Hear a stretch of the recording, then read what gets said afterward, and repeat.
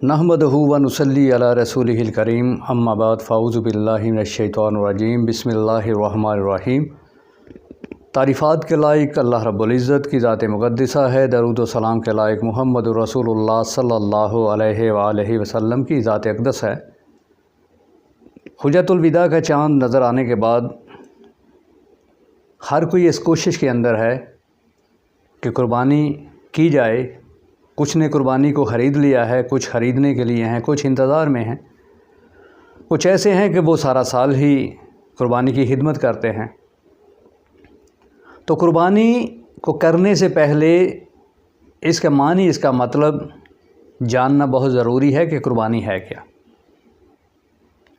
तो नमाज, रोज़ा, हज, ज़कात ये ऐसे अमाल हैं जिससे अल्लाह राज़ी होता है।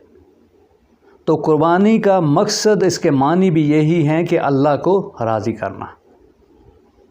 जिस तरह फरमाया पैगम्बर अलैहिस्सलातु वस्सलाम की मुक़द्दस ज़ात ने, अस्सलातु कुर्बानु कुल्लु तक़ीय्यिन, कि हर मुत्तकी इंसान जो है वो नमाज के ज़रिए अपने रब को राज़ी करता है। तो मकसद है अपने रब को राज़ी करना।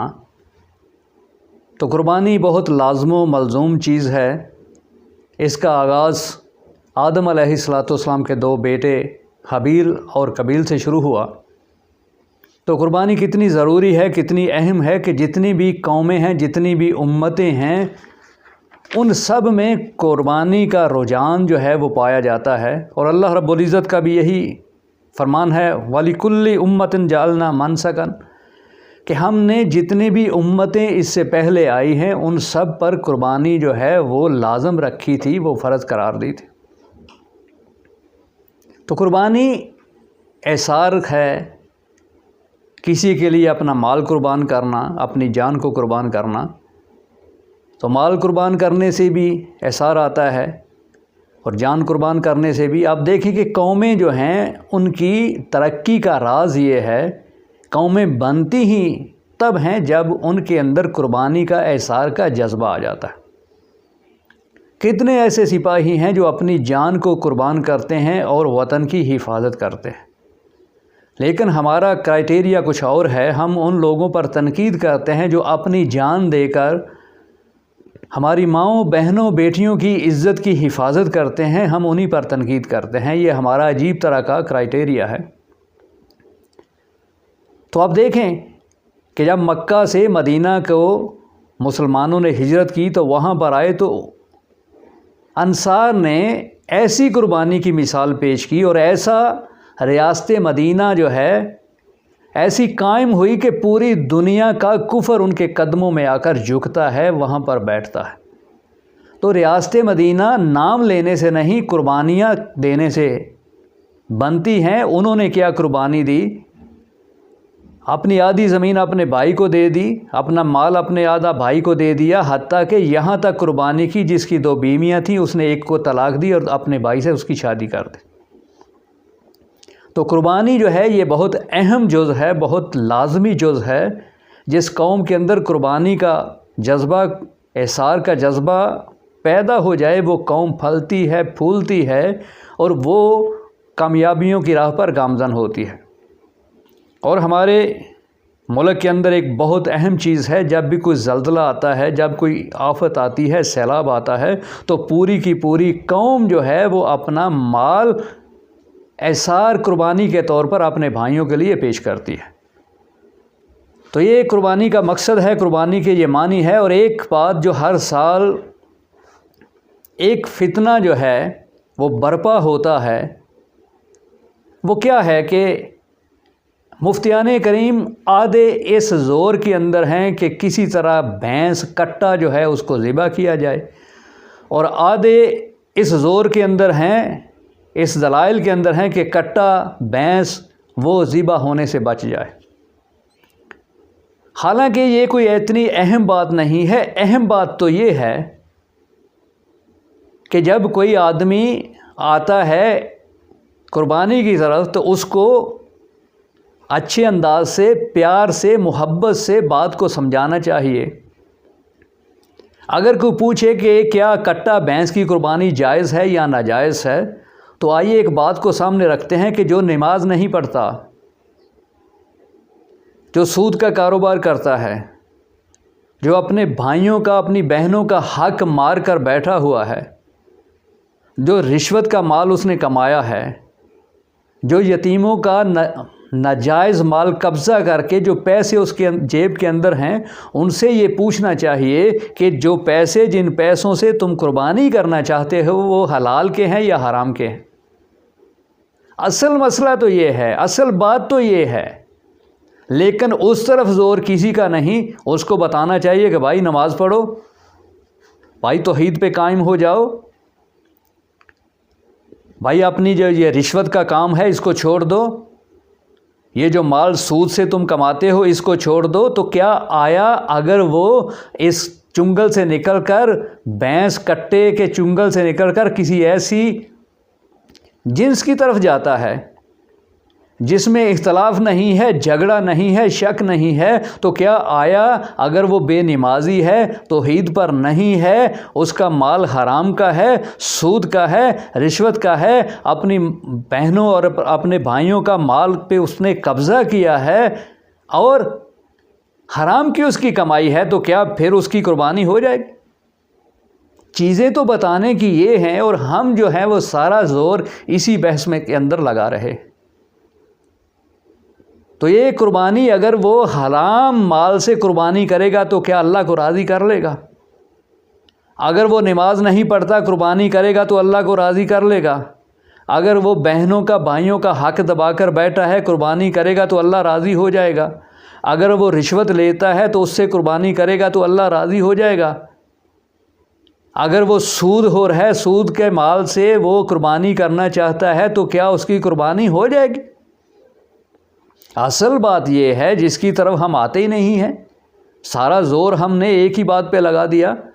اس سے آگے چلتے ہیں کہ قربانی کا مقصد کیا ہے، کیا اللہ رب العزت نے فرمایا ہے۔ اللہ رب العزت کیا فرما رہے ہیں؟ لن ینال اللہ لحومها ولا دماؤها ولکن ینال اللہ التقوی۔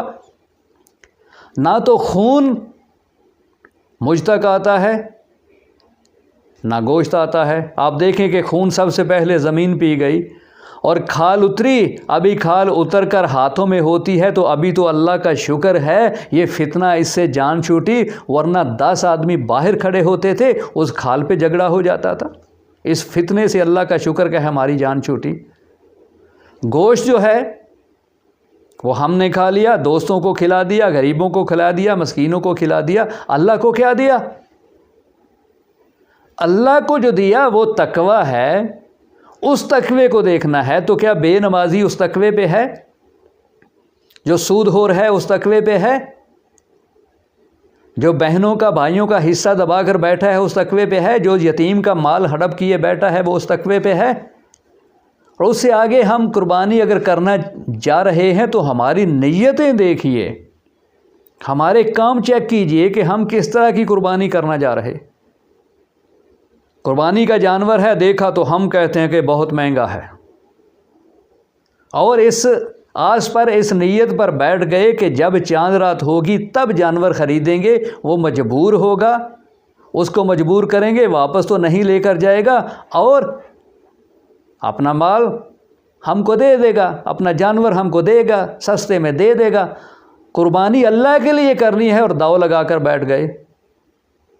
اور آپ دیکھیں ایک بات، جب اللہ کو دینے کا معاملہ آتا ہے تو ہماری طبیعت کے اندر کیا فرق آتا ہے؟ اکثر جب زکوٰۃ کی باری آتی ہے تو مولوی صاحب میرے اوپر قرضہ بڑا ہے، کیا مجھ پر زکوٰۃ فرض ہے؟ مولوی صاحب میرے اوپر قرضہ بہت ہے، کیا میں قربانی کروں؟ مولوی صاحب میرے اوپر قرضہ بہت ہے، میں صدقہ خیرات کروں؟ جب گاڑی لینی ہوتی ہے، ایک گاڑی ہے ایک اور گاڑی لینی ہے، تب نہیں پوچھتے مولوی صاحب مجھ پہ قرضہ بڑا ہے میں گاڑی لے لوں۔ جب 2 3 4 پیلی زمین خریدنی ہو تب نہیں پوچھتے مولوی صاحب مجھ پہ قرضہ بڑا ہے میں 4 پیلی زمین خرید لوں۔ جب بیٹے کو یورپ بھیجنا ہو 80 90 لاکھ روپیہ دیتے ہیں تب نہیں پوچھتے مولوی صاحب مجھ پہ قرضہ بڑا ہے بیٹے کو یورپ بھیج دوں۔ بچوں کی فیسیں دینی ہو تب نہیں پوچھتے مولوی صاحب مجھ پہ قرضہ بڑا ہے۔ لیکن جب اللہ کو دینے کی بات آتی ہے تو پھر بہانے اور ہیلے شروع ہو جاتے ہیں۔ پہلے ہی اس کے پاس مکان ہے، ایک اور مکان خریدتا ہے، لوگ اس سے کہتے ہیں کہ یہ مہنگا ہے مت لو، لیکن یہ خرید لیتا ہے، لیکن جب جانور کی باری آتی ہے تو وہ مہنگا ہو جاتا ہے، جب اللہ کی باری آتی ہے، اللہ کو دینے کی باری آتی ہے تو ہم کہتے ہیں کہ بڑا مہنگا ہے، اور وہاں ہم اللہ کو جو دینے جا رہے ہیں وہ تقوی ہے، اور ہمارا تقوی کیا یہاں پر کہہ رہا ہے؟ ہم داؤ لگا کر بیٹھ گئے اس نیت سے کہ چاند رات سے اس سے مال خریدیں گے، اور وہ بھی اب بیٹھا ہوا ہے کہ آؤ چاند رات کو میں تمہیں دیکھتا ہوں۔ اب یہ جاتا ہے چاند رات کو جاتا ہے، وہاں سے جانور لیتا ہے، جانور لے کر واپس آتا ہے، اور جب صبح ہوتی ہے تو جانور جو رات کو اس نے دیکھا تھا وہ ہے ہی نہیں، اس کے اندر تو گڑبڑ ہے۔ اب یہ بھی داؤ لگا کے بیٹھا تھا، وہ بھی داؤ لگا کے بیٹھا تھا، یہ کہتا ہے کہ وہ جو کاروباری آدمی تھا وہ بے ایمان نکلا۔ اچھا وہ بے ایمان کیسے؟ اس کا داؤ لگ گیا تو وہ بے ایمان ہے، آپ کا داؤ لگ جاتا تو آپ کیا ایماندار تھے؟ تو اللہ کے لیے قربانی دینی ہے، اللہ کے لیے تم نے اللہ کو جو تقوی دینا ہے، اس کے اندر اتنی خیانت، یہ دھوکہ کس کو دیتے ہو بھائی؟ یہ دھوکہ تو آپ خود کو دے رہے ہو۔ اللہ کے لیے کرنا ہو تو کبھی مہنگا ہے، کبھی پیسے نہیں ہیں، کام کرنے ہوں تو ادھار لے کر، بچوں کی شادی کرنی ہو، بچوں کو یورپ بھیجنا ہو تو کبھی کسی نے نہیں کہا کہ یہ مہنگا ہے۔ اور وہ آدمی جو 2 سال کے لیے یا 1 سال کے لیے آپ کے لیے محنت کرتا ہے، ایک اچھا جانور آپ کو پال کر دیتا ہے جو اچھا ہے، خوبصورت ہے، بجائے اس کے آپ اس کا شکریہ ادا کریں، آپ کے لیے اس نے آسانی فراہم کی، آپ اس کو داؤ لگاتے ہو۔ تو یہ قربانی کیا کرے گی؟ یہ قربانی کیا رنگ لائے گی؟ یہ قربانی کیا فائدہ دے گی؟ یہ قربانی، اور جب قربانی کر لی تو غریبوں کے لیے کچھ بھی نہیں، سارا کچھ اپنے گھر میں ڈال لیا، اپنے رشتہ داروں کو دے دیا، دوستوں کو دے دیا، جو غریب ہیں ان کے لیے کچھ بھی نہیں۔ اگر گوشت دیا تو وہ جو گندا گوشت ہے، چربی والا، ہڈیوں والا، وہ غریبوں کو دے دیا اور کہا کہ ہم نے قربانی کی ہے۔ تو ایسی قربانیاں اللہ کو قبول نہیں ہیں، ایسے مال سے جو حرام کا ہو، جو سود کا ہو، جو بے نمازی ہو، جو بہنوں کا بھائیوں کا حصہ دبا کر بیٹھا ہو، جو رشوت کا ہو، جو یتیموں کا مال ہڑپ کیا ہو، ایسی قربانیاں ہرگز اللہ کے ہاں قبول نہیں ہیں۔ اصل باتیں یہ ہیں جو کرنے والی ہیں، اصل باتیں یہ نہیں ہیں کہ کٹا قربانی ہو سکتی ہے کہ بھینس کی نہیں ہو سکتی۔ تو قربانی کرنی ہے، اللہ کو راضی کیجئے، ورنہ ایسی قربانیوں کا اللہ کے ہاں کوئی فائدہ نہیں ہے۔ قربانی تو حابیل اور قابیل نے بھی کی تھی، لیکن اللہ نے قابیل کی قربانی کو قبول کیا تھا، حابیل کی قربانی کو اللہ نے قبول نہیں کیا تھا۔ کہیں ایسا نہ ہو کہ قربانیاں تو کر رہے ہیں لیکن اللہ کو قبول نہ ہو۔ بات سمجھ میں آئے تو ہاں ضرور کیجئے گا۔ اپنے لیے بھی اللہ رب العزت سے دعا ہے، اور آپ سب دوستوں، بزرگوں اور ساتھیوں کے لیے بھی اللہ رب العزت سے دعا ہے کہ اللہ تبارک و تعالی ہم سب کو صحیح دین کو سمجھنے اور اس پر عمل کرنے کی توفیق عطا فرمائے۔ وآخر دعوانا ان الحمد للہ رب العالمین۔